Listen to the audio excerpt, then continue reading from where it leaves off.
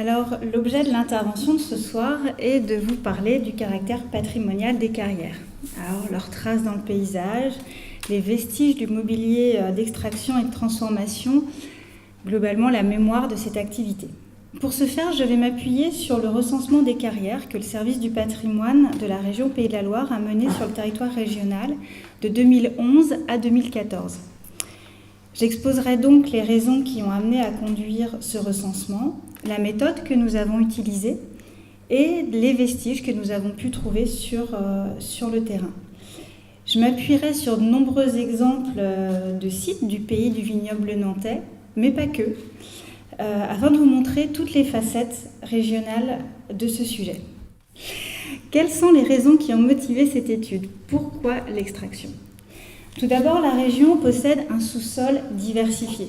Il est difficile d'accoler un seul matériau à la région, comme on peut accoler le granit à la Bretagne ou le grès aux Vosges. La région Pays de la Loire est aussi bien connue pour les ardoises de Trélazé, le tuffeau ligérien, le granit de Bécon-les-Granites, le porphyre de Voutré ou les terres cuites d'Herreri. Cette diversité est liée à son positionnement, à la confrontation de trois massifs et bassins. Donc, le massif armoricain à l'ouest, le bassin parisien à l'est et le bassin aquitain au sud. À l'ouest sont donc situés les gisements de granit, schiste ardoisier, mica-schiste, gneiss. À l'est et au sud, on va trouver les gisements de sable, calcaire, falin et argile.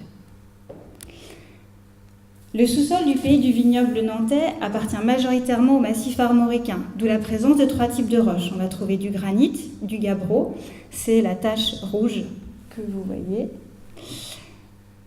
les roches métamorphiques avec le schiste et le gneiss qui sont en rose, donc par ici, et sur la frange est, les roches sédimentaires avec le sable, l'argile en jaune et vert pâle.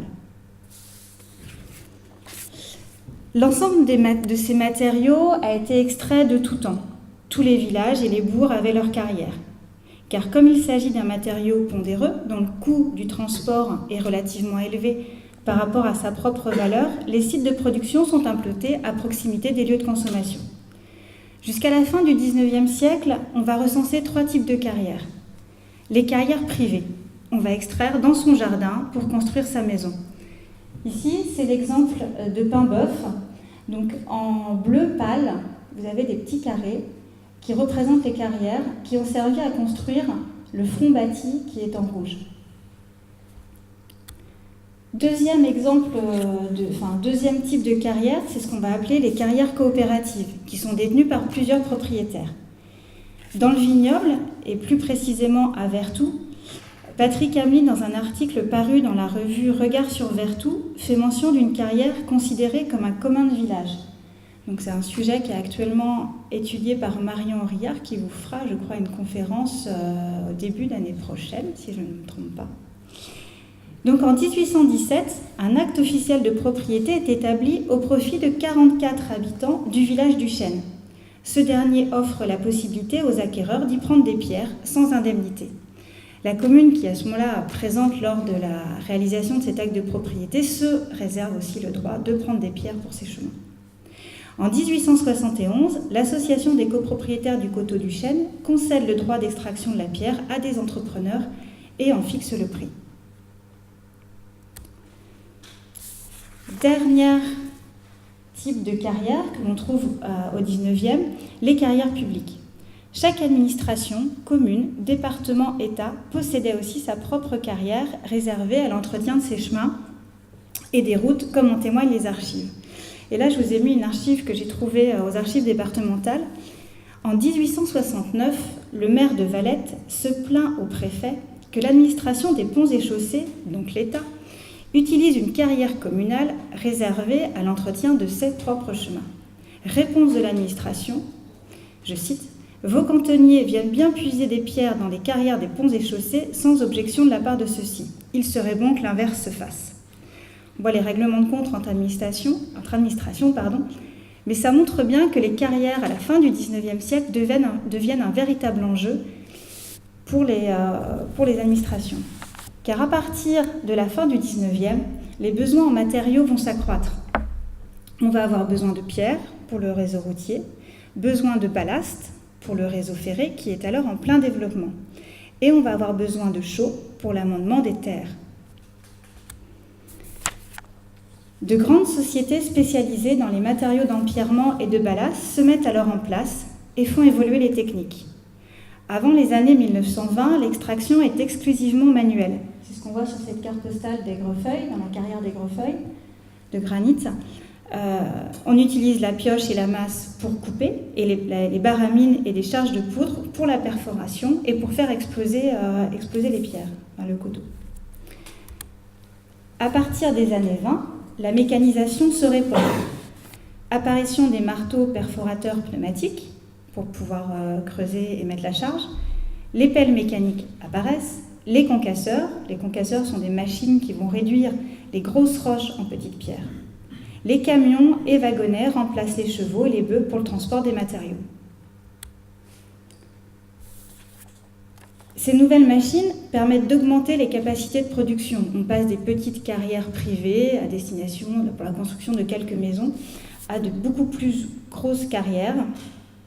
Les matériaux vont être exportés plus loin et de nombreuses carrières vont s'implanter à proximité de la voie ferrée. Alors dans le vignoble, il n'y avait pas de carrière embranchée sur la voie ferrée. En revanche, les carrières étant majoritairement implantées sur le coteau, le long de la Sèvre ou de la Maine, l'exportation se fait par voie d'eau. C'est ce qu'on voit ici à Château-Thébot, où il y avait on voit les déversoirs en fait, qui déversaient dans les bateaux qui repartaient le long de la Maine. Alors, contrairement à certains territoires, les carrières du vignoble n'ont jamais dépassé la trentaine de salariés. La carrière de la Rairie à la Foissière occupe en moyenne, à la fin du 19e, dans les années 20 ouvriers. Les carrières les plus importantes sont celles de Gorges et de la Foissière, la Faubretière, avec une cinquantaine d'ouvriers. Il n'a pas été retrouvé de mention de besoin de main-d'œuvre étrangère. Et je précise, je parle bien ici des carrières et non des mines, car ce n'était pas le cas pour les mines d'uranium. Dans certains secteurs géographiques, comme la Vendée, pendant l'entre-deux-guerres, ce sont 3 à 4 000 carrières et tailleurs de pierre qui sont employés dans plus d'une centaine de carrières. En 1939, le préfet de Vendée écrit « L'exploitation des carrières constitue, en dehors des usines de conserve, l'unique industrie de ce gros département rural qu'est la Vendée. » Pour vous dire à quel point cette industrie est importante, on ne songe pas forcément en fait, à cette filière industrielle, mais pour montrer à quel point elle est importante. Après la Seconde Guerre mondiale, l'extraction connaît un nouvel essor avec la reconstruction. La demande concerne essentiellement les granulats pour les constructions en béton. Et ce besoin se poursuit jusque dans les années 1975 avec les grands travaux d'aménagement du territoire et une forte expansion urbaine et industrielle. Alors aujourd'hui, cette activité industrielle est toujours aussi importante.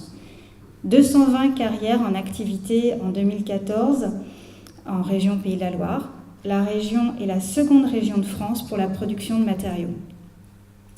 Le pays du vignoble comptait une quarantaine de carrières entre la fin du 19e et les années 30.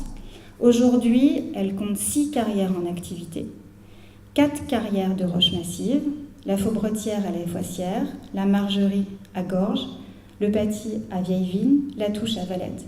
Ce qui est intéressant de noter sur ces 4 carrières de roches massives, c'est qu'elles sont ouvertes, toutes les 4, depuis les années 20. Donc elles ont pratiquement 100 ans d'existence. Il existe aussi 2 carrières d'argile à Valette et à la Boissière du Doré. Mais contrairement au 19e et à la première moitié du 20e siècle, l'extraction aujourd'hui se concentre uniquement sur la production de granulats. 70% de ce qui sort des carrières est aujourd'hui des granulats, c'est tous les petits points rouges que vous voyez, et 30% sur l'extraction de sable, c'est tous les petits points jaunes et bleus. Il n'y a plus d'extraction d'ardoise aujourd'hui en Pays de la Loire, Trélazé a fermé en 2004, il n'y a plus d'extraction de granit, il ne reste plus qu'une seule carrière de tuffeau dans le Saumurois et une seule carrière de marbre en Mayenne. Donc, outre ce sous-sol riche et l'histoire industrielle qui lui est liée, Le deuxième argument pour étudier les carrières réside dans la fragilité des vestiges paysagers et mobiliers. Je vous ai mis ici une photo d'une carrière à Avessac où rien ne laisse deviner qu'il s'agit d'une carrière. Et à droite, le chevalement en bois de la Pouèze, témoin de l'extraction de l'ardoise. Ce chevalement est inscrit à l'inventaire supplémentaire des monuments historiques en 1999, car, à l'époque, c'est l'unique témoignage d'un chevalement en bois encore en place en Europe. Il s'effondre en 2011. Donc depuis, il a été reconstruit à l'identique et inauguré en 2014.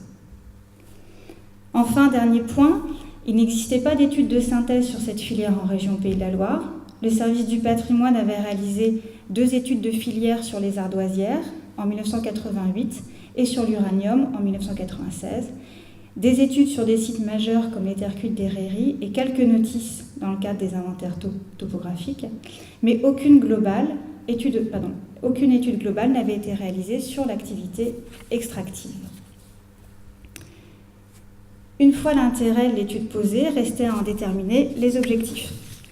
Le premier, dresser un tableau général de l'activité d'extraction, passée et actuelle, avec une typologie des vestiges bâtis et paysagers. Le second, identifier les lieux d'extraction afin d'enrichir la connaissance sur les modes de construction du bâti environnant. Alors, comment avons-nous procédé ? En premier lieu, il nous a fallu préciser l'objet du recensement. Le code minier distingue la carrière de la mine en fonction du type de substance extraite. La carrière est une exploitation qui repose sur l'extraction de matériaux de construction, granulats, pierre de taille, ardoise, argile, tourbe. La mine est un site d'extraction de combustibles et de métaux, fer, uranium, or, houille. La confusion est courante entre les termes mine et carrière, car les techniques, le mobilier d'extraction sont le plus souvent identiques. Je vous ai mis ici 2 chevalements. L'un était dans une carrière d'ardoise à Renazé, l'autre dans une mine de houille à Chantonnay. C'est vrai qu'on a, vous le verrez par la suite, on peut parler de carrières à ciel ouvert, de carrières souterraines, comme il peut y avoir des mines à ciel ouvert et des mines souterraines. Afin d'avoir une vue globale sur la filière, nous avons recensé également les ateliers ou usines de transformation de la matière extraite, les ateliers de taille, les briqueteries de tuileries, les fours à chaud, les cimenteries, les usines d'enrobés. Pour précision, les mines avaient fait l'objet d'un recensement, on va dire, plus documentaire, n'ont pas fait encore à l'heure actuelle de recensement systématique sur le terrain. L'ensemble des sites a été recensé sans limite chronologique. Donc on s'est intéressé à des carrières qui ont pu être ouvertes en 2000-2004 et qui sont encore en activité aujourd'hui. Pourquoi ? Parce que ce qui nous intéressait, c'était de comprendre l'évolution du matériel d'extraction, notamment sur des sites ayant une activité continue depuis le 19e siècle. Et puis d'apprécier la morphologie des sites, car une fois l'activité terminée, les 4/5e ne sont plus aussi lisibles. On ne peut plus lire la hauteur du front de taille et le type de front de taille.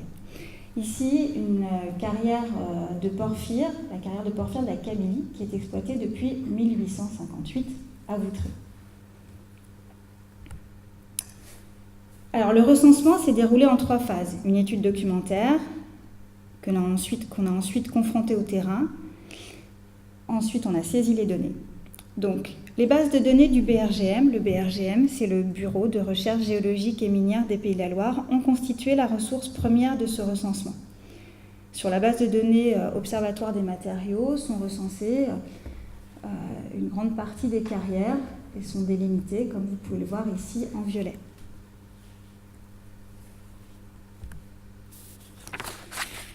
Le recensement s'est appuyé également sur les travaux de l'inventaire du service du patrimoine. Ici, la notice d'inventaire sur la carrière de la Canterie à Saint-Fiacre, que ma collègue Sylvie Mounier avait réalisée lorsqu'elle avait réalisé l'inventaire de la commune de Saint-Fiacre. Les archives ont été dépouillées. Alors, essentiellement celles du service des mines qui dépendent des services des ponts et chaussées. Les premiers inventaires datent du milieu du XIXe siècle. Comme je vous l'ai dit, à partir du XIXe siècle, le réseau routier se développe et ça engendre une multiplication des carrières. Mais cet accroissement des lieux s'accompagne aussi d'une augmentation des accidents. Les préfets vont alors solliciter les maires pour connaître l'état des carrières sur leur commune. Ce document mentionne le nom de la carrière, de l'exploitant, la nature du matériau, la superficie, l'utilisation. Alors c'est une précieuse photographie de l'état des carrières pour le milieu du XIXe siècle.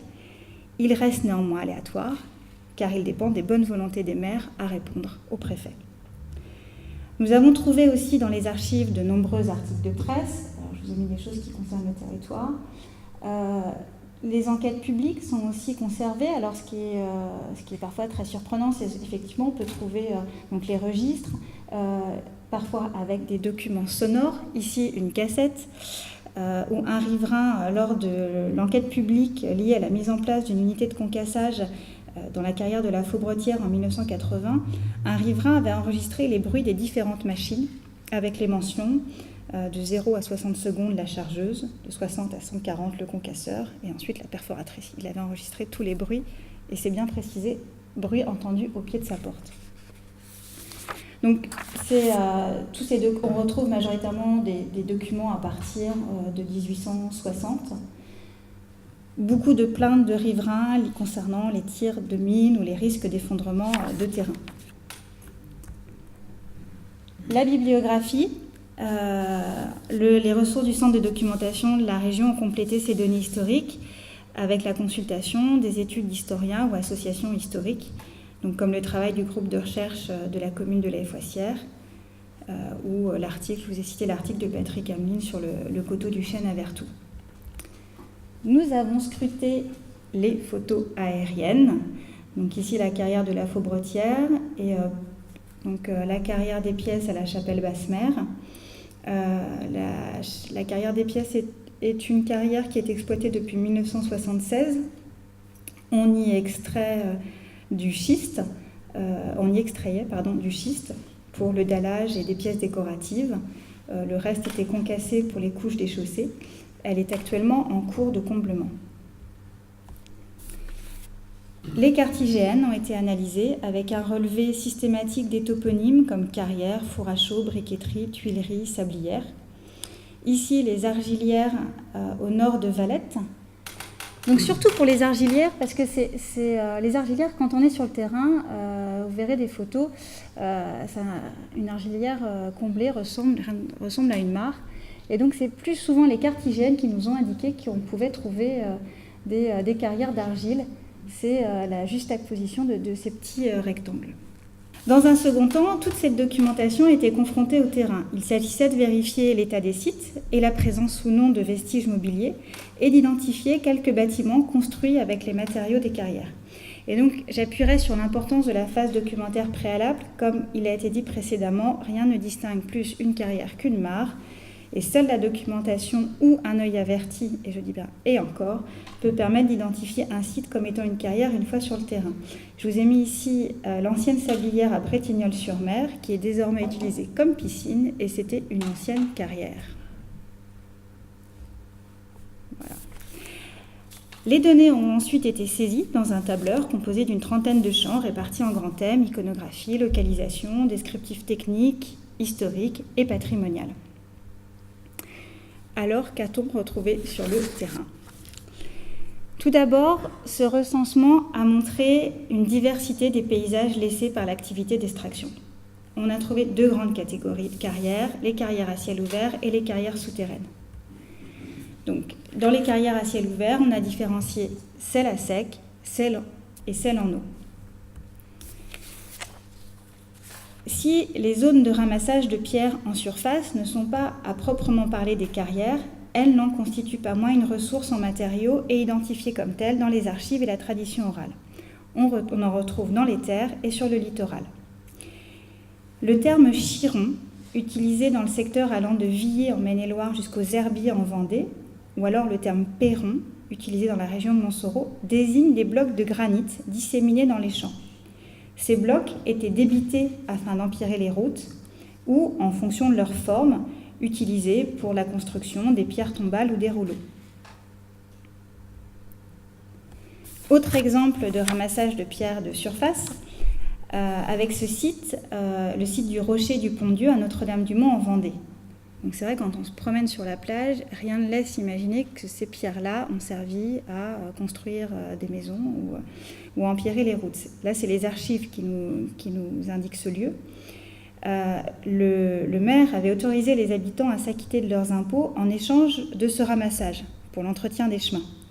La préfecture demanda l'arrêt de cette extraction pour cause de déstabilisation des plages, mais la commune s'y opposa, arguant de la difficulté des habitants à payer leurs taxes en monnaie. Deuxième catégorie de carrières à ciel ouvert, en terrain sec, avec les carrières à flanc de coteau.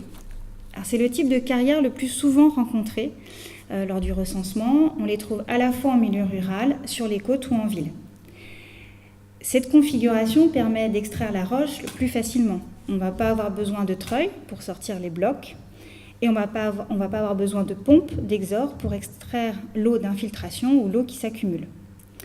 L'activité extractive se laisse voir à travers les traces d'emplacement des blocs excavés ou par les trous laissés par l'emplacement des coins ou des baramines. Alors, le pays du vignoble recèle de nombreuses carrières à flanc de coteau, comme je vous l'ai dit, en bordure de la Maine, de la Sèvre. Ici, la carrière de Pontcafino.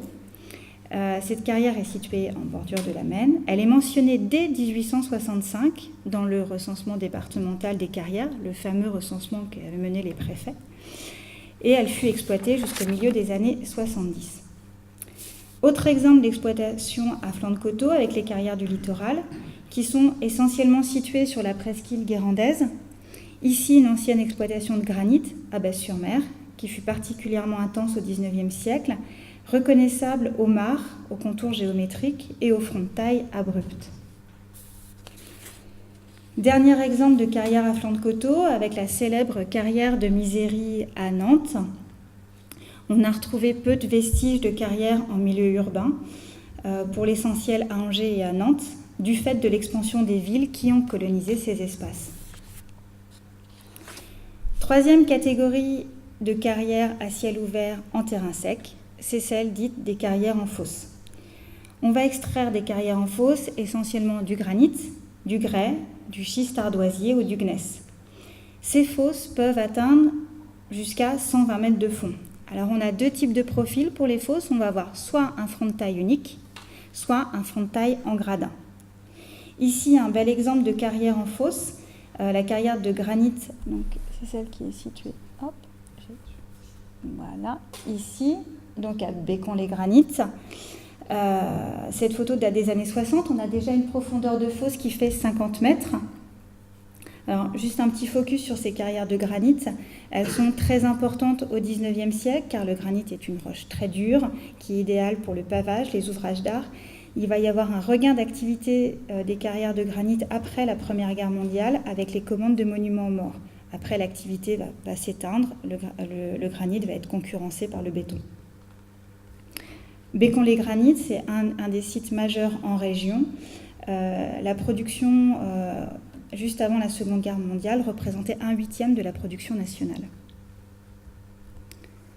Autre exemple de carrière en fosse avec ce site en Vendée, la carrière de calcaire située à Benay, exploitée du milieu du XIXe siècle jusqu'en 1980. Et là, vous voyez bien les fronts de taille uniques, et puis on perçoit bien la fosse.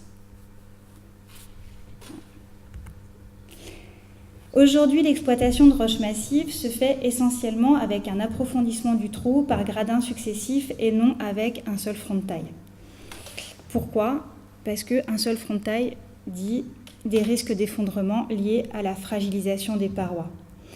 Donc aujourd'hui, dans les carrières, la taille des fronts de taille, au départ, était à 20 mètres, ça s'est réduit 15 mètres, et aujourd'hui, les hauteurs de front de taille sont limitées à 10 mètres. Ici, la carrière de la Margerie à Gorges, qui est exploitée depuis 1927, qui produit des granulats de gabbro. Cette carrière donc produit des granulats. 40% des routes du département de Loire-Atlantique, 70% des routes de l'agglomération nantaise contiennent des granulats qui proviennent de cette carrière. Alors, certaines carrières ont des durées de vie très longues. Je vous ai dit, les 4 carrières encore en activité de roches massives sur le pays du vignoble ont été ouvertes dans les années 20. C'est le cas de la carrière de la Faubretière qui est ouverte en 1926. Cette durée de vie très longue, pour nous, historiens, est intéressante parce qu'elle nous permet de lire aussi l'histoire de l'extraction. À travers les parois, on peut lire ce que je vous expliquais, les fronts de taille uniques, et puis après les fronts de taille en gradin. À la Faubretière, au départ, on a une exploitation à flanc de coteau. Les plaques de roche sont décollées de la paroi avec des baramines. Puis, donc c'est ce qu'on perçoit ici. Hop, on perçoit ici.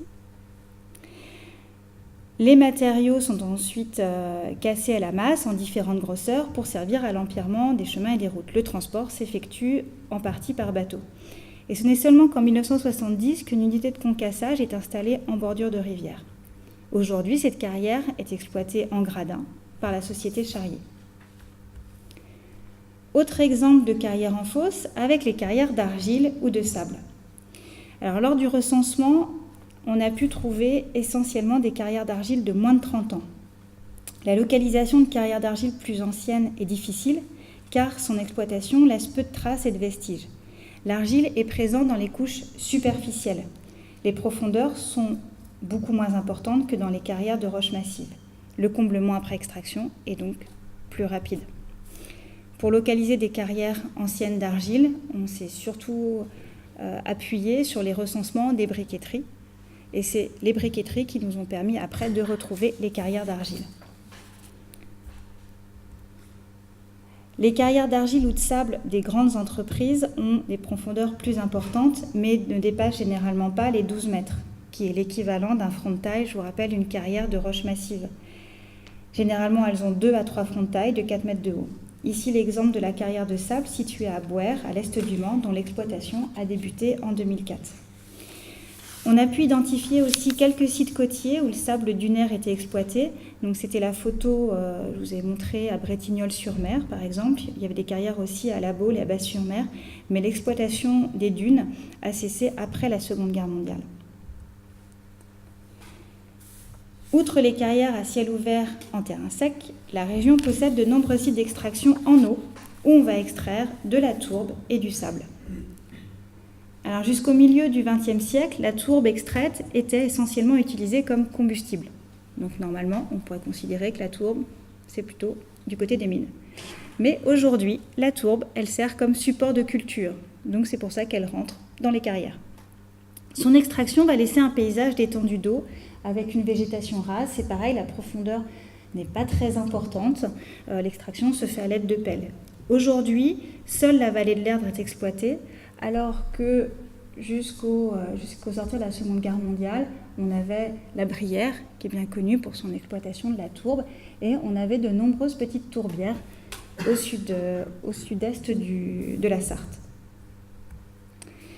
Alors, ce tableau des carrières à ciel ouvert ne serait pas complet sans évoquer les exploitations de sable en Loire et en mer. Les usages du sable sont multiples. L'agrégat en maçonnerie, c'est la matière première du verre, c'est aussi un filtre pour les liquides. Et puis ici, on le connaît bien, c'est le support de culture pour les maraîchers. La célèbre mâche nantaise bénéficie d'une indication géographique protégée, une IGP, et qui spécifie l'utilisation traditionnelle de sable d'origine fluviale provenant de la Loire et de son estuaire. Alors les besoins toujours plus importants en sable pour les constructions ont eu pour effet de fragiliser le lit du fleuve. On est passé de 500 000 tonnes extraits par an avant 1960 à 4 millions de tonnes par an dans les années 80. Donc afin de permettre au fleuve de restaurer ses propres réserves en sable, l'extraction en Loire a été interdite en 1993. Donc l'extraction en Loire, on n'a pas de témoignages. Par définition, ça se fait en dessous. Vous verrez plus tard, on a plus des témoignages liés au traitement du sable. L'extraction en mer. Avant 1970, il y avait 2 sites marins qui étaient exploités au large de l'île Dieu entre 1900 et 1950 et à l'entrée du port de Noirmoutier sur le banc de sable de l'atelier. En 1970, on va interdire l'extraction en mer qui va être remplacée par le gravier de carrière et le sable de Loire. Et puis, on va reprendre l'exploitation de sable marin dans les années 90 quand on va interdire le sable de Loire. Aujourd'hui, il y a 2 grandes zones d'extraction, la concession du Pilier, donc c'est la photo très parlante que vous avez au-dessus, au large de Noirmoutier, et la concession du Perret au large des Sables d'Olonne. Quelques chiffres pour situer aujourd'hui l'extraction du sable. Les Pays de la Loire représentent 80% des extractions de granulats marins de la façade atlantique. Alors dans les années 90, on extrayait à 14 mètres de fond, et aujourd'hui on extrait entre 18 et 25 mètres de fond. Deuxième grande catégorie, les carrières souterraines. Donc, dans le pays du vignoble, on ne trouve pas de carrières souterraines. On va en trouver dans les ardoisières, les carrières de tuffeau et les carrières de falin. Donc, on va distinguer 3 types de carrières souterraines, les carrières en chambre, les carrières en pilier et les carrières en tranchée.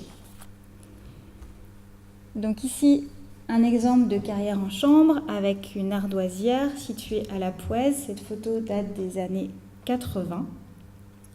Donc l'exploitation d'ardoise, elle est connue depuis le 15e, 16e siècle sur les communes de Trélazé et de Renazé. Mais comme pour les carrières, l'exploitation industrielle, elle va démarrer au 19e siècle. L'apogée se situe avant la Première Guerre mondiale. En France, à cette époque, il y a 9000 ouvriers qui sont occupés par l'industrie ardoisière, dont 5000 dans le département du Maine-et-Loire. Dans la seconde moitié du XXe siècle, l'ardoise angevine est concurrencée par l'ardoise espagnole, qui s'extrait à l'horizontale et peu profondément, donc qui coûte moins cher à l'extraction. Les sites vont fermer progressivement, et Trélazé, le dernier site, est exploité par les ardoisières de Trélazé, a fermé ses portes en 2014. Donc cette chambre que vous voyez ici, avec les techniques contemporaines qui ont pu être mises en place à partir des années 70 pour essayer d'augmenter les productions, on obtient des chambres qui dépassent les 1000 mètres carrés de surface de voûte. Cette chambre a une profondeur de 12 mètres. Autre type de carrière souterraine, les exploitations de tuffeau par piliers tournés. Donc, afin de soutenir la mâche de roche située au-dessus, le carrier tournait autour de la masse à conserver pour en extraire la pierre. Aujourd'hui, le Saumurois est un véritable gruyère. Aucune cartographie n'a pu être réalisée. Donc, les différents services de l'État actuellement sont en cours pour essayer d'inventorier les carrières et les nombreuses galeries, parce que ça pose beaucoup de soucis d'exploitation au-dessus et des risques d'effondrement. Dernier type de carrière souterraine avec les carrières cathédrales. C'est le type de carrière, on les retrouve uniquement dans la région de Douai-la-Fontaine. On extrayait le falin sous forme de pierre. Cette exploitation va débuter dès le 5e siècle pour s'achever en 1950. Les salles sont de section rectangulaire avec un profil en ogive, c'est le petit schéma qui est à côté, et une hauteur de 10 à 20 mètres. Alors après avoir évoqué la typologie des carrières, je voudrais maintenant aborder ce qu'on a pu trouver dans les carrières en termes de mobilier. Alors on a, sans surprise, retrouvé peu d'outils liés à l'extraction. En effet, la plupart des outils étant portatifs, ils étaient emmenés à la fermeture de la carrière. On a retrouvé quelques machines, comme des pelles, mais la question de leur utilisation pendant l'activité d'extraction peut être posée. Ici, une pelle dans la carrière, dans la sablière des Chênes, fermée depuis 2005 à Challans. En revanche, on a trouvé beaucoup plus de mobilier lié au transport des blocs. Donc on en a trouvé essentiellement dans les carrières de schiste, d'ardoise et de granit. Donc une première catégorie de treuils, grues et chevalements. On a les treuils tiraient les wagonnets sur rail chargés de matériaux de la zone d'extraction vers la zone de traitement. C'est ce qu'on voit ici avec le treuil manuel qui est actionné par un ouvrier qui tire un filin avec le wagonnet ici sur rail. Donc on va retrouver plusieurs types de treuils, des treuils en bois et des treuils métalliques. Dans le vignoble, on a retrouvé un treuil manuel dans la carrière de granit d'Aigrefeuille. Jusqu'au milieu du 19e, le transport des blocs se faisait à l'aide d'une paire de bœufs, et puis des treuils manuels ont été installés. Et donc, il y en a un seul de conservé qui est du même acabit que ceux qu'on a pu trouver à Nozay. Quelques exemples de wagonnets retrouvés dans les carrières, avec ici à Lavaux, où on voit encore les rails qui permettaient de sortir le granit. Autre catégorie de treuils, avec ce qu'on appelle les grues ou les chèvres. Donc ces grues remontaient les blocs le long des parois verticales, comme à Bécon-les-Granites, vous vous souvenez des carrières en fosse. Donc ces grues servaient à remonter ces blocs, ou cette chèvre qu'on a retrouvée dans la carrière à Vigneux de Bretagne. Toujours dans la catégorie des treuils, nous trouvons les chevalements. Nous en avons recensé 12, 10 en Maine-et-Loire et 2 en Mayenne. Alors, les chevalements sont les indicateurs les plus symboliques des exploitations souterraines. Ils sont construits sur l'ouverture des puits et servent à remonter les hommes et les blocs. Construits dans un premier temps en bois, c'est le fameux chevalement de la Pouèze qui s'est effondré. Ils sont progressivement remplacés par des chevalements métalliques à partir de 1929. Les chevalements sont accompagnés par un bâtiment qui va abriter les machines d'extraction électrique. Ici, le grand tambour d'enroulement des câbles, avec un bâtiment qui date de 1934 à Noyant-la-Gravoyère. On trouve une autre catégorie de moyens de transport avec les exploitations en eau, les barges, les remorqueurs et les sabliers.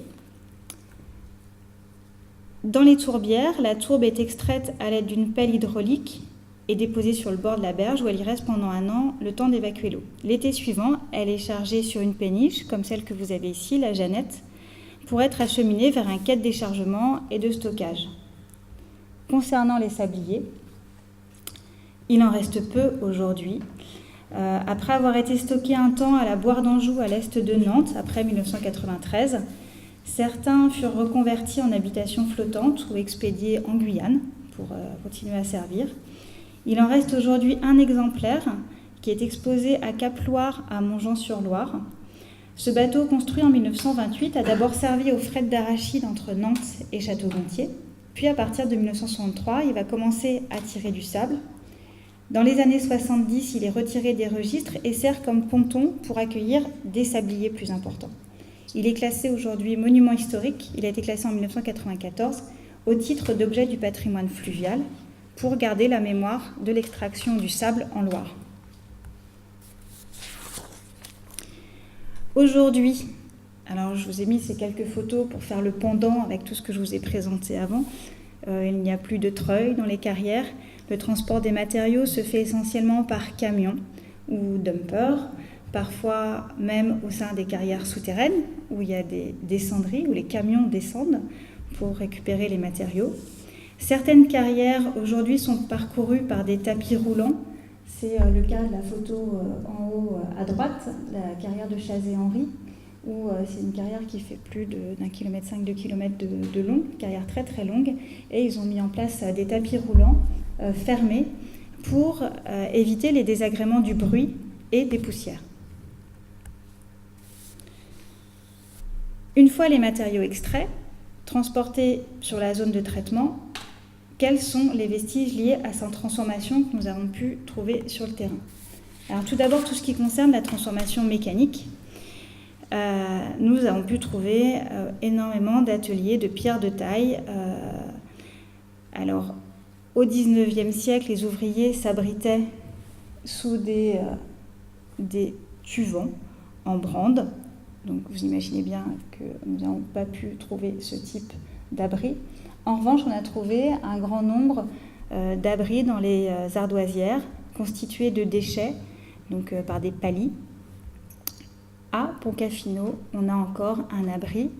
Alors cet abri ne servait pas forcément, je pense, pour la taille de la pierre, puisqu'on était sur du concassage, et à mon avis, ça se faisait plutôt à l'extérieur. Cet abri, pour moi, servait plutôt à protéger des tirs de mines, protéger les ouvriers lors des tirs de mines. À partir du milieu du XIXe siècle et la mise en place de machines à scier, des bâtiments spécifiques sont construits. On en a répertorié une 50aine autour des centres d'extraction d'ardoise, de granit, de calcaire et de marbre. Ils vont emprunter les formes classiques de l'architecture industrielle.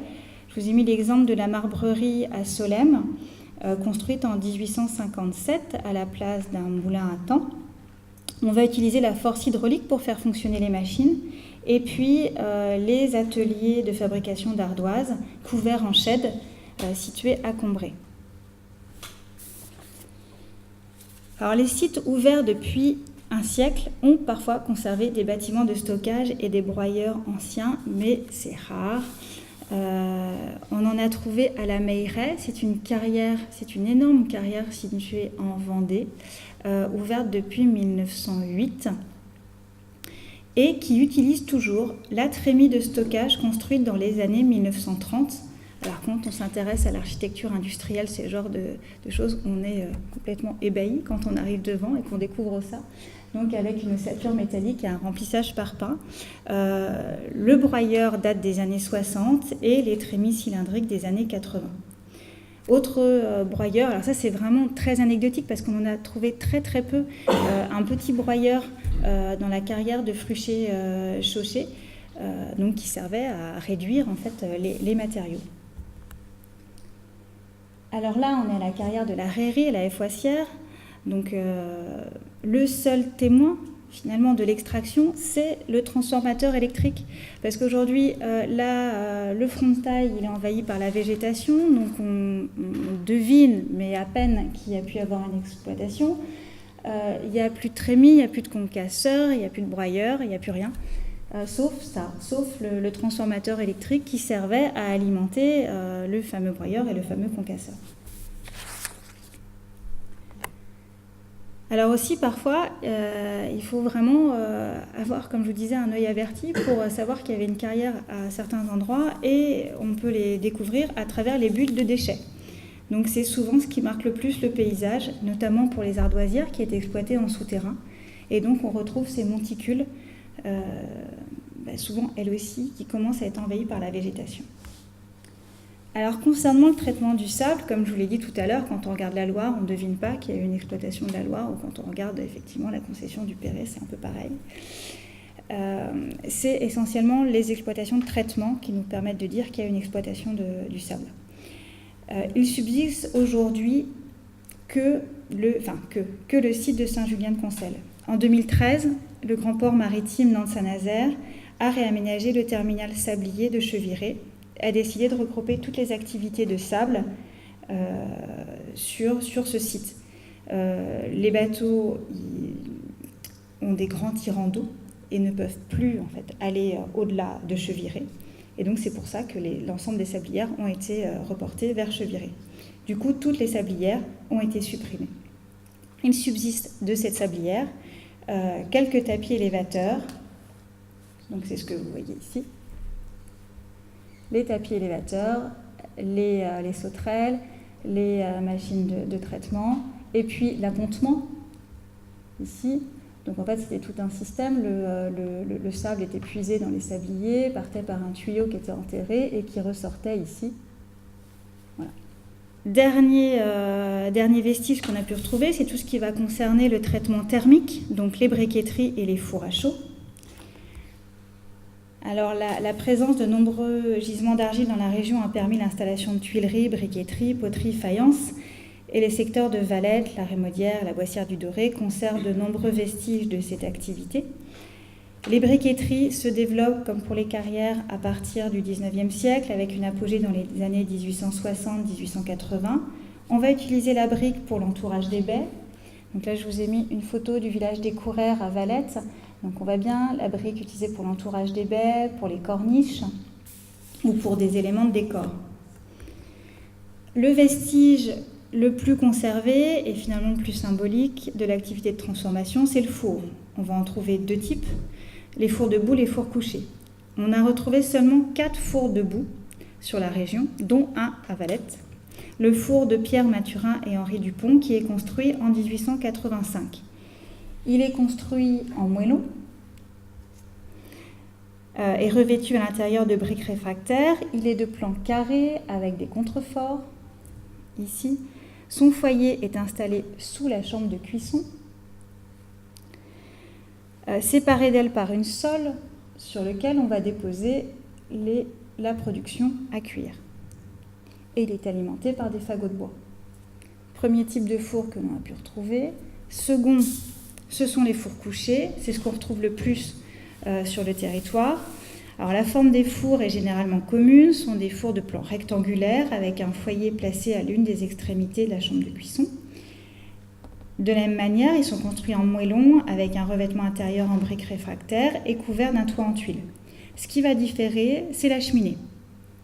Dans le pays du vignoble, généralement, on a une cheminée ronde, mais on peut avoir 2 cheminées de part et d'autre de la porte d'enfournement. Ces cheminées peuvent être carrées ou pyramidales.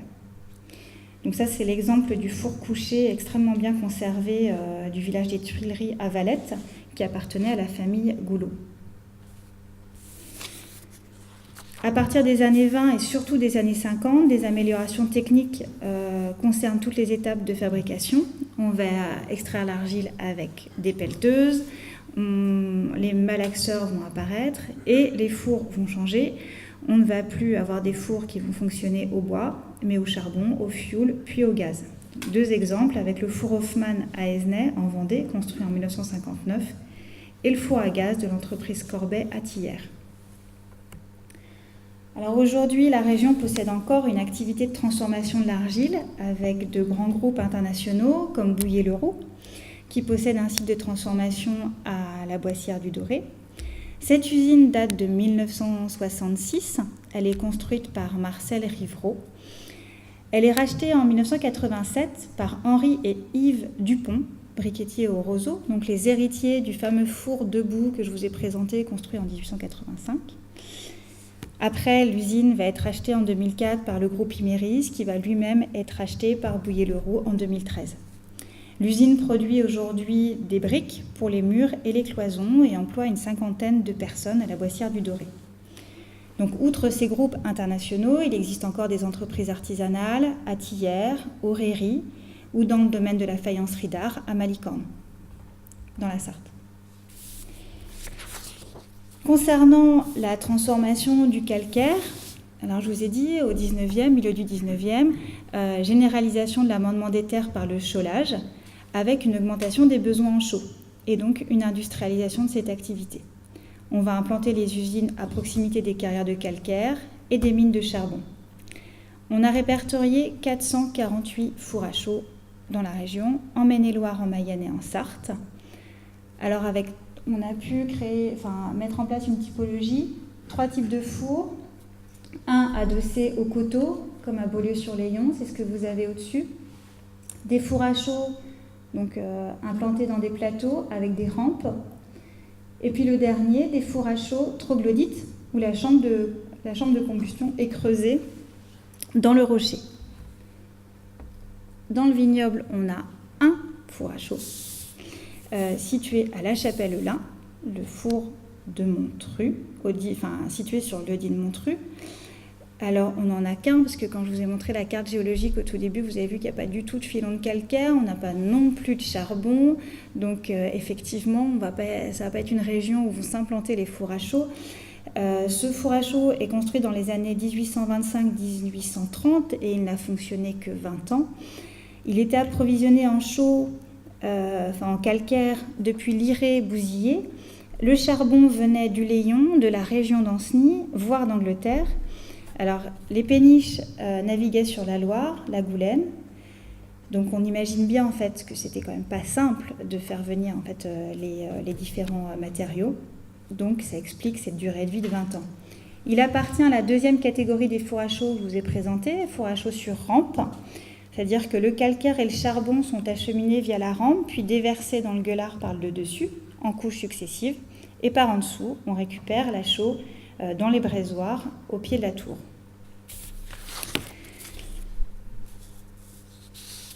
Je vous présente ici 2 exemples de fours à chaux remarquables recensés dans l'étude. Les fours à chaux de Fousset-Perret à double combustion, c'est ce que vous voyez avec ces 2 étages. Et puis je vous ai mis la batterie de fours de Louvernay. Au XIXe siècle, la Mayenne est le premier département chauffournier de France, À Louvernay, il y a 29 fours à chaux en activité qui occupent 300 à 500 chaux-fourniers selon la période de l'année. Pendant l'entre-deux-guerres, cette industrie va s'éteindre, concurrencée d'une part par les engrais chimiques. Pour l'amendement des terres, on ne va plus utiliser de chaux. Et puis, la chaux ne va plus être utilisée comme liant dans les constructions, on va préférer le ciment.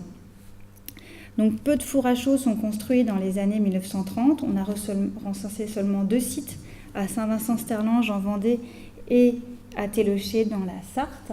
Alors, ces fours à chaux construits dans les années 30 ont une architecture bien particulière, avec ces grands silos, ici, surmontés d'un bâtiment abritant les chariots d'approvisionnement, ici.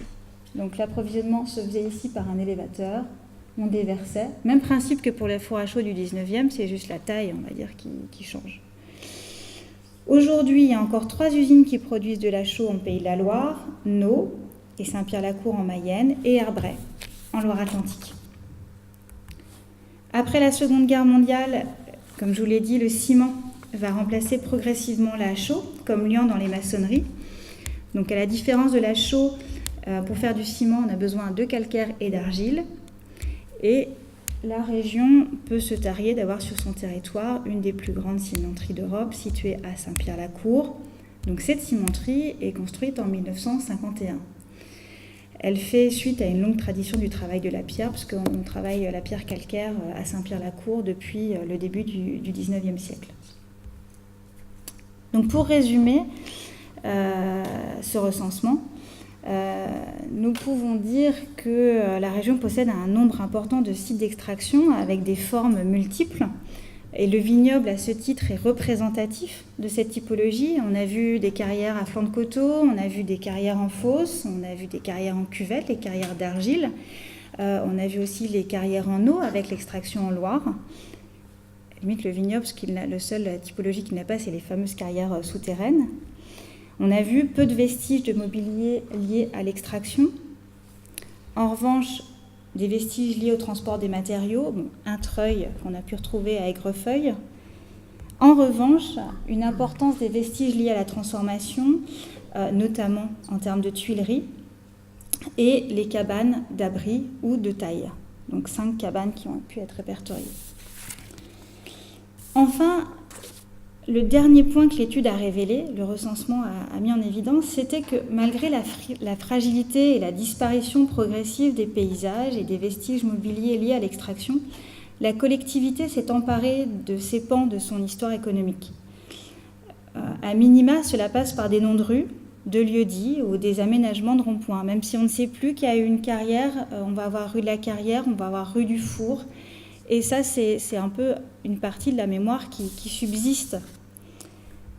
Alors, à un second niveau, on va trouver une première valorisation touristique avec des sentiers d'interprétation ou des pages historiques sur les sites internet des communes. Ici, le sentier d'interprétation Réry, et là, c'est le site internet d'Écouflant qui évoque la sablière. Et bien sûr, je ne pouvais pas évoquer ici la reconversion, ne pas évoquer ici la reconversion de la carrière de Pontcafineau en base de loisirs. Donc les documents que vous avez, c'est des documents que j'ai trouvés aux archives, donc qui datent de 1978, quand la carrière ferme et que les collectivités se posent la question de savoir qu'est-ce qu'on va faire de cette carrière.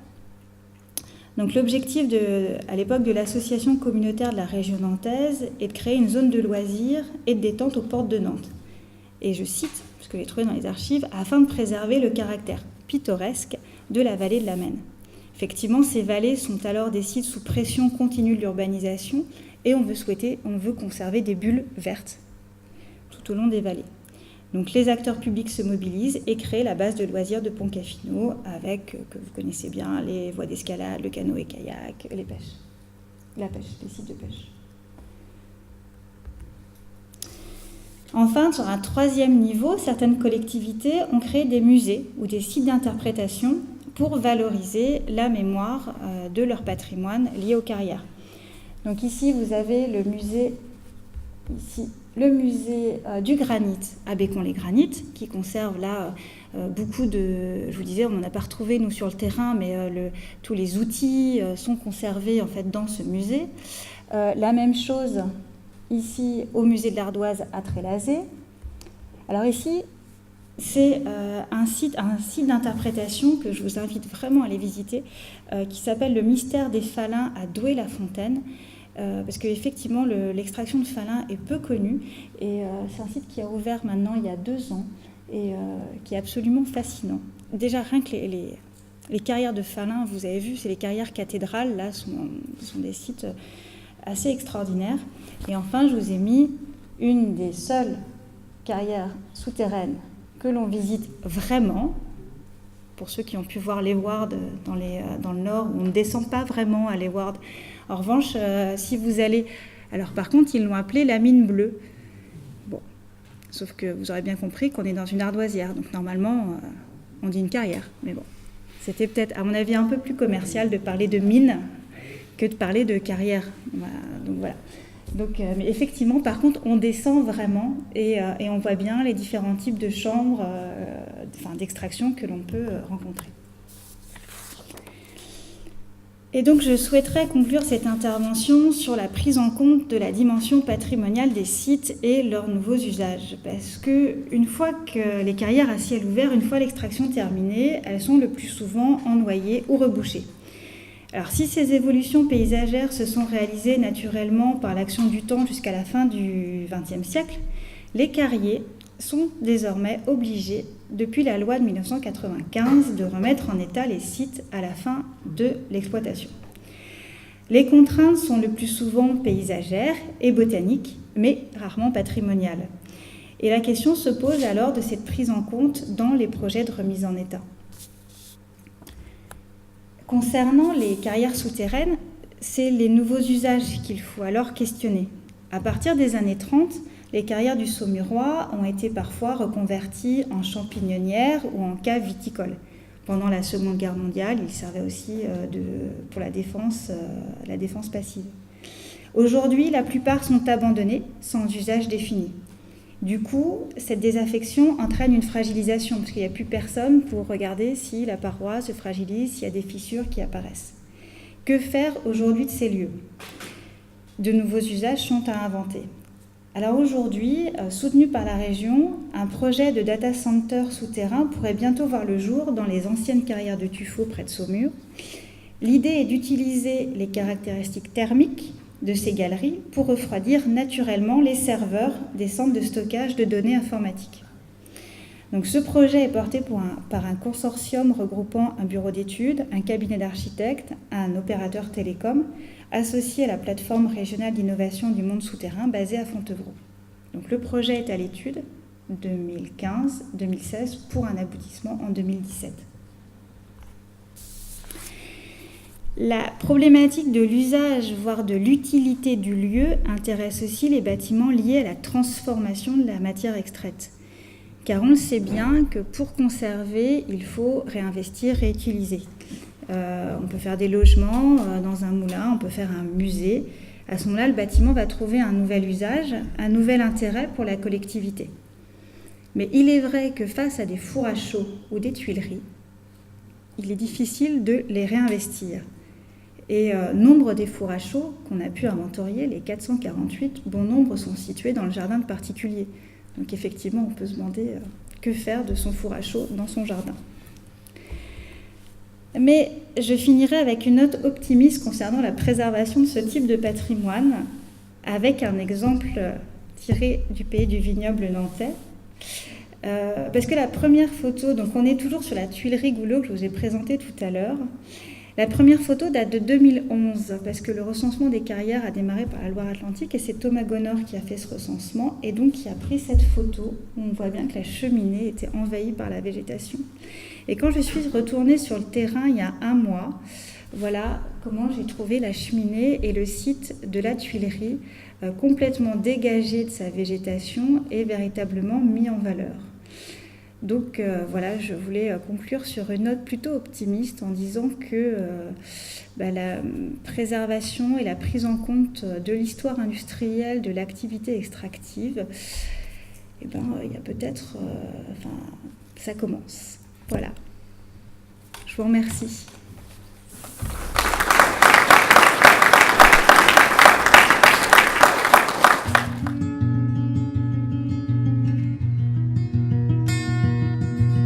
Combien de temps l'étude a-t-elle duré ? Alors, l'étude a duré 3 ans, mais alors pas en continu. C'est ça, je réfléchis, parce que 2011, on a fait la restitution publique aux rencontres régionales du patrimoine l'année dernière, mais en continu, on peut dire que c'était une étude sur 2 ans. Je regarde mes collègues pour, à peu près 2 ans de travail. Voilà. Parce que ce que je ne vous ai pas dit, c'est qu'on a recensé plus de 5000 sites sur l'ensemble de la région. Donc voilà. De la petite sablière en passant par... Ah bah oui, de ce que vous avez pu voir, c'est-à-dire pas grand-chose, hein. Et jusqu'à les carrières actuelles, hein, la carrière de Voutré que vous avez pu voir, la carrière de Chazé-Henri qui fait 2 km de long, la carrière de la Margerie est une belle carrière aussi. Avez-vous des questions ?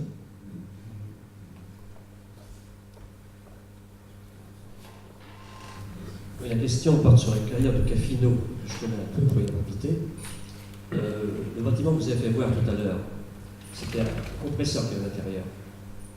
Le transformateur électrique n'était pas un transformateur électrique, c'est ça ? Caffino, oui. Vous avez un bâtiment, vous avez ah oui, c'est oui. À l'abri. Oui. Alors à l'origine, l'alimentation d'air comprimé se faisait par un tuyau métallique qui longeait la paroi. Mais quand on a passé en période industrielle, on a fait des tirs de mine plus importants, il a fallu enlever ces tuyaux. Donc on a mis les compresseurs à l'abri sous ces cabanes. Ça n'empêchait pas les ouvriers de se mettre à l'abri aussi. D'accord. C'était un compresseur qu'il y avait dessous. Et un tuyau souple qui allait alimenter les perforatrices qui travaillaient sur le pied de la butte. Deuxième remarque, vous avez parlé qu'il n'y avait pas d'étrangers dans les carrières. Moi, j'ai peut-être mal compris. Hein. Non, je veux pas être... j'ai pas retrouvé de mention. Après, voilà, j'ai pas... Je suis obligé de vous dire que vous avez mal cherché. En tout cas, les archives ne m'en ont pas mentionné. À Caffino, des Pulsetti, des Lardini, des Omero, des Mosca, des Ferrari, j'en ai connu, moi. Et je ne suis pas encore trop vieux, mais je suis un peu vieux, mais pas assez. On avoir connu les Russes, par exemple, ou les Polonais qui ont travaillé. Il y a eu beaucoup de main-d'œuvre étrangère. Et je ne parle pas des Bretons, qui étaient considérés à un moment comme des étrangers, parce qu'ils ne parlaient pas le même langue que les gens du pays. Alors, ce que vous dites confirme effectivement, par contre, ce que j'avais plus, archives à la pluie, retrouvé dans d'autres carrières, notamment à la Meilleray, où il y avait 220 ouvriers qui travaillaient en 1950 et il y avait 70% de main-d'œuvre étrangère, en fait. Je pense qu'à Caffino, je vais avoir chez moi une copie de la liste des ouvriers. Et il y avait beaucoup d'Italiens. Alors, en ce qui concerne aussi Caffino, on va préciser que c'est un Médon-sur-Sèvre, c'est pas un château. Oui. Les cartes postales que vous montrez, où c'est la moine qui coule, c'est la benne. Oui. Donc ça doit préciser que c'est quand même... Quand on fait une étude, il faut être, à mon avis, rigoureux. Je ne reproche pas de n'avoir mal fait l'étude, mais je veux dire, la carte postale, il faut la corriger. Ah oui, mais c'est la carte postale, parce que je me suis posé cette question, effectivement, parce qu'il y a marqué la moine. Mais la carte postale, elle date de 1910. Moi, je garde le document d'origine. Hein, je ne vais pas me permettre de corriger ce qui a pu être fait. Si vous regardez sur une carte... Ah oui, moi je sais, c'est ce que je vous ai précisé, que c'était bien la Maine qui coulait, en fait. Votre étude est terminée maintenant. Ah, une étude, est-ce qu'une étude est vraiment terminée? L'étude n'est jamais terminée parce qu'elle sort. Parce que si je peux tiens à votre disposition quelques documents que vous n'avez pas produits ici. Ah oui, je n'ai pas pu produire, j'ai trouvé beaucoup de documents en archives, des magnifiques plans de coupe ou des choses, je ne pouvais pas tout, le temps était d'1 heure. Et je voulais vous montrer aussi, je ne voulais pas ancrer la présentation que sur le pays du vignoble, je voulais aussi vous montrer comment ça s'inscrit dans un territoire régional plus vaste. et comment on peut retrouver en fait des carrières aussi à l'autre bout du département, à l'autre bout de la région un peu équivalentes. Je terminerai pour les briqueteries. Il y a un monsieur qui a fait un livre sur toutes les briqueteries de Loire-Atlantique, dont celle de Château-Thébault et de Montbert, puisque la route séparait les deux communes. Quelquefois c'était Mathurin-Pertuis à Montbert, quelquefois Mathurin-Pertuis à Château-Thébault. Et là, il y a un monsieur qui a fait un répertoire de toutes les briqueteries qu'il a pu trouver en Loire-Atlantique. Mais il ne vend pas son bouquin. C'est embêtant. Ah bah si, il le donne. Merci pour cette précision. Je pense que vous pourrez parler ensuite et échanger vos adresses. Est-ce qu'il y aurait d'autres questions, commentaires sur l'exposé?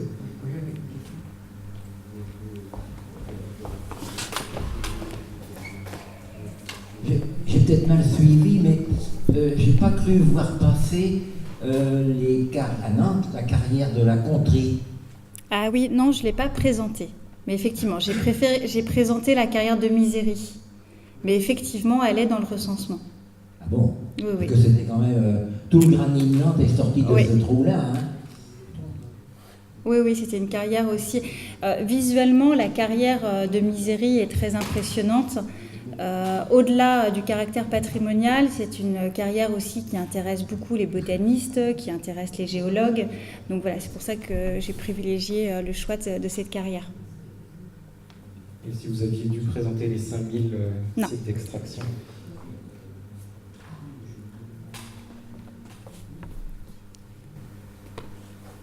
Oui, alors évidemment, vous ne pouvez pas présenter les 5000 sites d'extraction, c'est certain. Mais vous avez eu une phrase au début pour dire que dans les temps anciens, il y avait des carrières dans tous les villages. Et puis c'est tout ce qu'on en a su.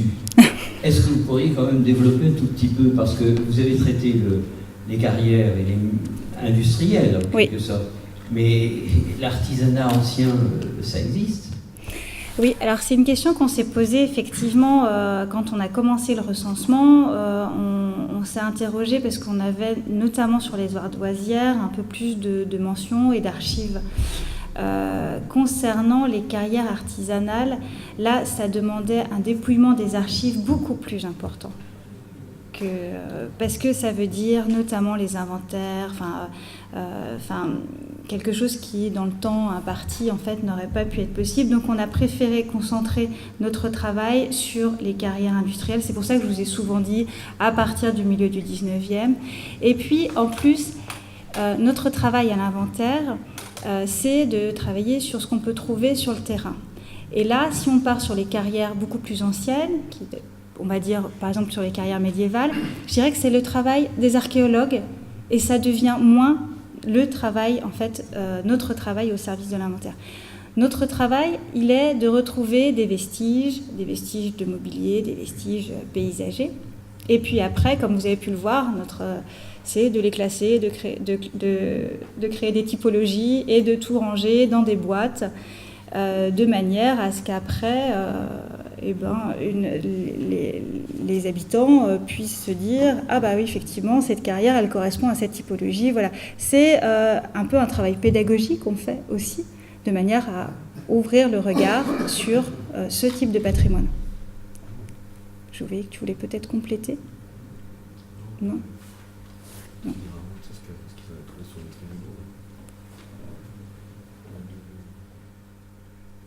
Oui.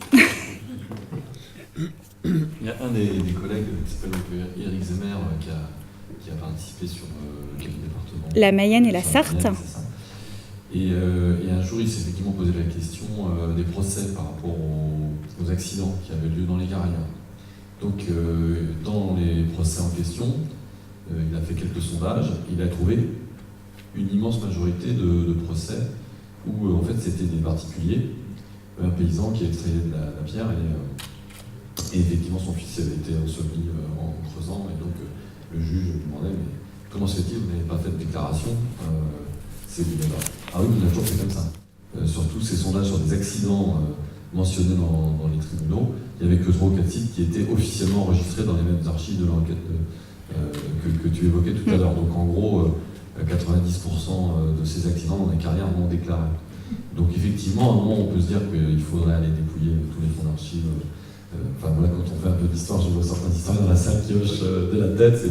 Ça n'est pas possible, il y a forcément un périmètre qui est déterminé. Pour autant, comme tu disais tout à l'heure, ça ne veut pas dire que cette étude est terminée. En tout cas, c'est une contribution importante pour tous les citoyens, et particulièrement les historiens que certains d'entre vous représentent, pour montrer un panorama, un paysage de ce que peuvent être ces carrières en Pays de la Loire, et mettre en perspective, comme tu l'as fait, des éléments qui ne seraient pas connus localement, mais qui pourraient être mieux visibles ailleurs. Donc c'est vrai que c'est surtout au niveau de ces études régionales, l'objectif de mettre en perspective au niveau régional ce que vous avez vous localement. Bien sûr, sur 3000, 4000 sites. 5000. 5000, pardon. On ne peut pas faire l'étude approfondie, la monographie de chaque site, qui par contre reste pour les générations futures de chercheurs un travail à faire sur cette base de recensement culturel. Et encore, quand je dis 5000 sites, à mon avis, on pourrait pratiquement multiplier le chiffre, je ne sais pas, par 2, je ne sais même pas, parce que, par exemple, dans les archives du 19e, à chaque fois qu'on construit une route, on va faire une carrière juste à côté, et on va faire un trou tous les 3 km, donc voilà. Donc les carrières de village pour construire les maisons, mais les carrières aussi pour construire les routes. Donc c'est un chiffre, voilà. Voilà. Oui. Déjà, merci pour votre exposé, votre propos. C'était effectivement très intéressant, très riche. Et je voulais revenir sur votre conclusion où vous parliez de finalement ces sites-là, qu'est-ce qu'on en fait après, puisque quelque part, on voit qu'il y a des belles réalisations, des belles valorisations. Il faut être innovant. Alors c'est vrai qu'en cours d'exploitation, c'est souvent des nuisances pour les habitants à proximité. Mais je dirais qu'après, il faut anticiper. Et vous parliez de projets, alors j'ai noté des beaux projets comme les data centers par exemple. Alors, prenons l'exemple d'une carrière qui est à proximité, la carrière de la Fouassière, la carrière de la Fauboitière.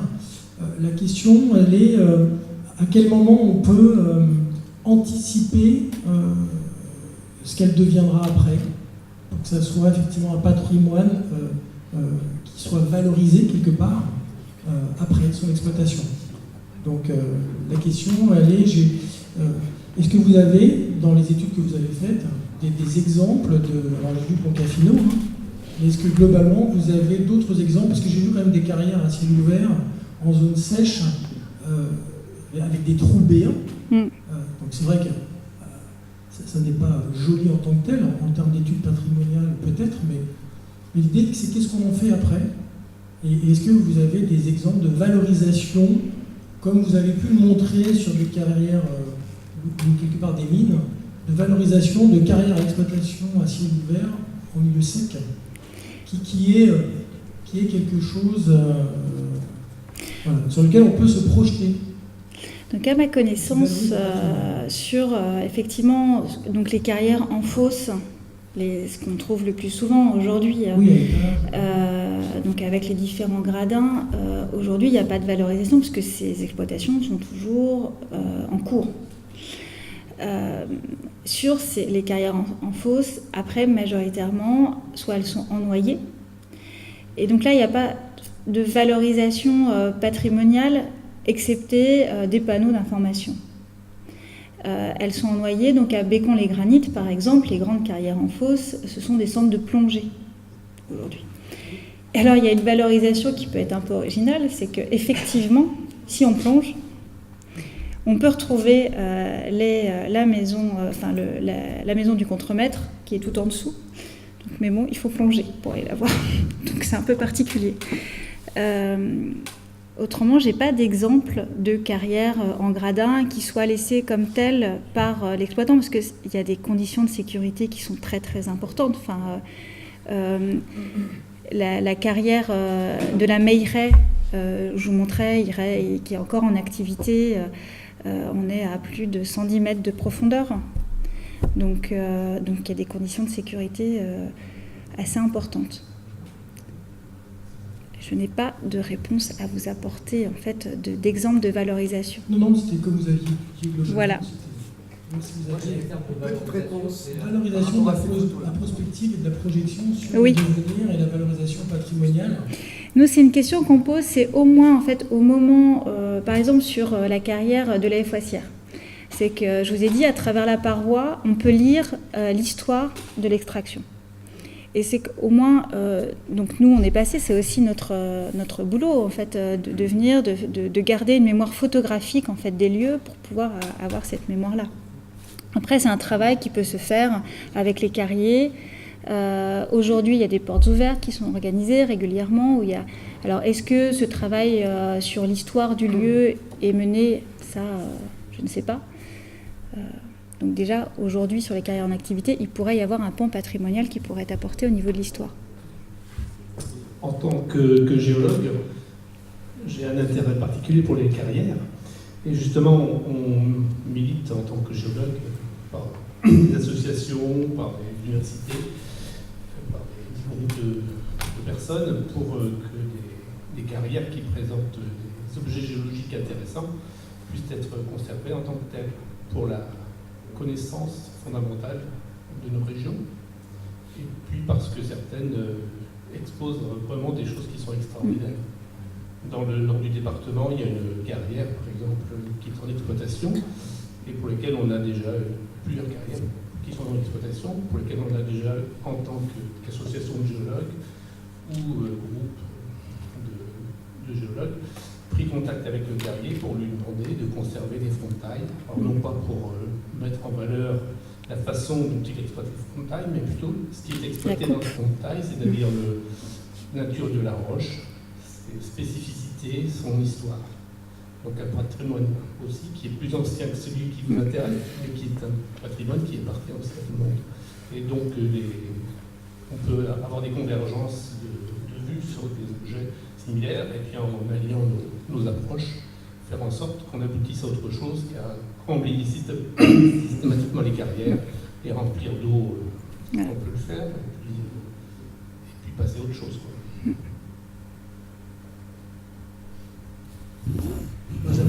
Par rapport à cette photo-là des nouvelles Tuileries de Valette-la-Roudière, je peux vous expliquer pourquoi le passage de l'une à l'autre. Entre les deux, il y a eu une journée du patrimoine. On a travaillé sur les tuileries, poteries, etc. Et on est allé chercher le vieux monsieur Goulot, qui, jeune homme, a travaillé chez ses parents, etc., qui a témoigné, qui a raconté, qui a expliqué comment on travaillait là-dedans. Et toute la famille est venue le jour des journées du patrimoine et n'avait jamais entendu parler de cette histoire-là. Ce sont eux qui ont contribué à nettoyer, à remettre en état le bâtiment. Voilà un exemple de survie du patrimoine. Oui.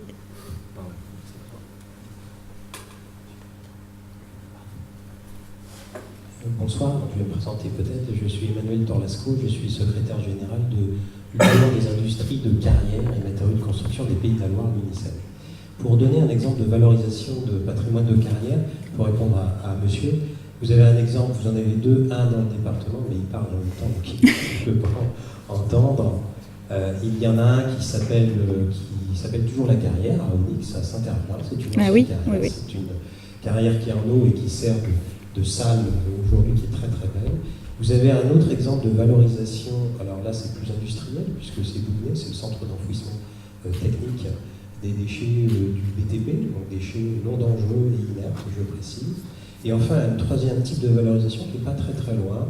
Vous allez en Mayenne, un site qui s'appelle Ecologia, qui aujourd'hui a été racheté par deux personnes que j'ai rencontrées qui sont très très intéressants. Ils ont racheté, ils cherchaient d'abord un étang de carrière, ils en ont trouvé 3. Le site Ecologia, et ce sont 3 carrières qui répondent à 3 histoires différentes. Si je me souviens bien, une carrière de marbre, dont le marbre a servi à faire le petit triangle, entre autres.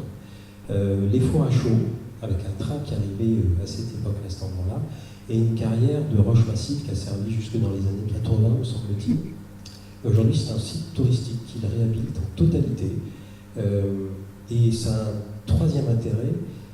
Il se trouve que ce sont des carrières de roche massive, et donc l'eau est particulièrement pure de ce fait-là. Et il s'agit de la réserve d'eau potable de la Mayenne et de Laval en cas de défaut. C'est répertorié comme ça, en cas de défaut sur le réseau d'eau. Donc vous voyez, il y a des exemples de réhabilitation, il y en a des quantités. J'imagine que vous avez, pour faire cette conférence, ce dossier, rencontré des carriers. Oui. Oui. Oui. Oui. Et donc, c'était intéressant parce que vous avez eu des rencontres avec des carriers. Et alors vous pouvez en dire un peu plus. Que vous dire que j'ai rencontré des gens qui sont passionnés par leur travail. Et donc, du coup, comme moi, je m'intéresse au patrimoine industriel, à la filière industrielle, forcément, on a des accointances. Donc voilà. En fait, les carriers que j'ai pu rencontrer sont des personnes, mais je sais pas, enfin, c'est pas très objectif ce que je vais vous dire, mais ce sont des personnes qui sont passionnées, en fait, par la pierre, aussi par l'histoire industrielle. Quand je suis allée, pour la nommer, à la carrière de la Faubretière, j'ai expliqué notre démarche.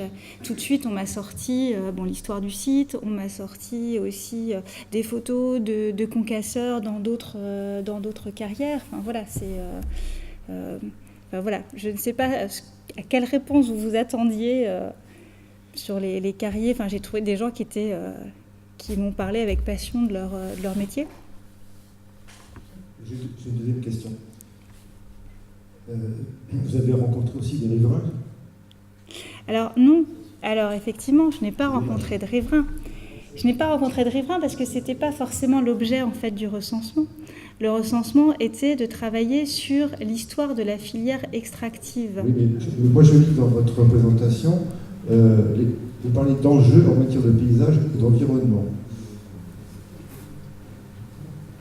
Les riverains, ça fait partie de l'environnement.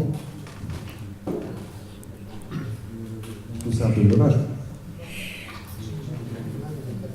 L'impact des carrières sur l'environnement, sur les riverains, c'est aussi important. Je vous dis, l'objet du recensement était de s'intéresser à l'histoire industrielle. Je lis votre conférence, recensement des carrières des Pays de la Loire. Ce n'est pas un objet d'étude patrimoniale, parce que le patrimoine, là, pour le moment... Après, ça, c'est votre point de vue. Moi, je ne le partage pas, parce qu'effectivement, je trouve que les carrières sont un objet de patrimoine. Et monsieur, qui est géologue, va considérer que les carrières sont du patrimoine géologique. Quand l'année dernière, en 2004... je vais juste répondre à votre question. En 2014, on a fait les rencontres régionales du patrimoine, qui avaient pour thème les carrières. Et donc, effectivement, on a posé cette question. Les carrières, un patrimoine, point d'interrogation. Et autour de la table, on avait invité des géologues, le BRGM, qui a expliqué pourquoi les carrières étaient importantes d'un point de vue géologique. On avait des botanistes aussi qui étaient là, qui expliquaient pourquoi les carrières étaient un enjeu environnemental. Parce que, effectivement, dans les carrières, il y a des biotopes qui se développent. Donc, après, tout est une histoire de point de vue, et là, vous vous placez. Effectivement, nous, en tant qu'historiens d'art, on va considérer que les carrières participent à l'histoire industrielle d'une région et leur étude est importante pour comprendre comment on a construit des routes, comment on a amendé les terres, comment on a construit des briques. Et si on s'arrête simplement, par exemple, en étudiant la briqueterie, mais qu'on ne se pose pas la question de savoir mais où a-t-on extrait la terre qui a alimenté cette briqueterie, cette route, quelles sont les pierres, les pavages, par exemple mes collègues qui ont travaillé sur Nantes, sur l'évolution des rues à Nantes, d'où viennent les pavés qui sont faits à Nantes? Le fameux granit bleu de l'entreprise Barré, ça venait aussi du territoire du vignoble. Donc vous voyez, tout dépend du point de vue où on se place. Je n'entrerai pas dans la polémique de savoir effectivement on est riverain d'une carrière ou pas, les désagréments. Moi, c'est une autre question qui intéresse peut-être d'un point de vue, mais là, ce n'était pas l'objet de l'étude, d'un point de vue sociétal, c'est-à-dire effectivement l'impact d'une carrière, mais là, à ce moment-là, je pense que c'est à des sociologues d'intervenir et pas forcément à des historiens ou des historiens de l'architecture. Voilà pour la réponse. On va prendre une dernière question et puis ensuite vous pourrez continuer.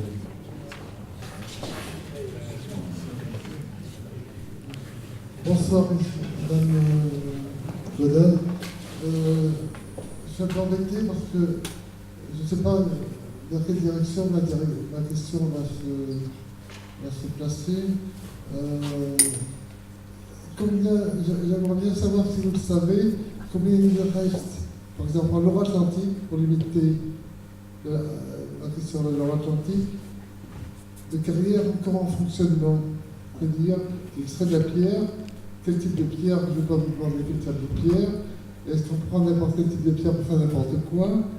Un jour, on va apporter un échantillon d'éclogistes en me disant ouais, ces éclogistes ont fait du ballast, alors c'est une pierre de qualité. Je voulais savoir combien, une seule question, combien reste-t-il de carrières en activité en Atlantique?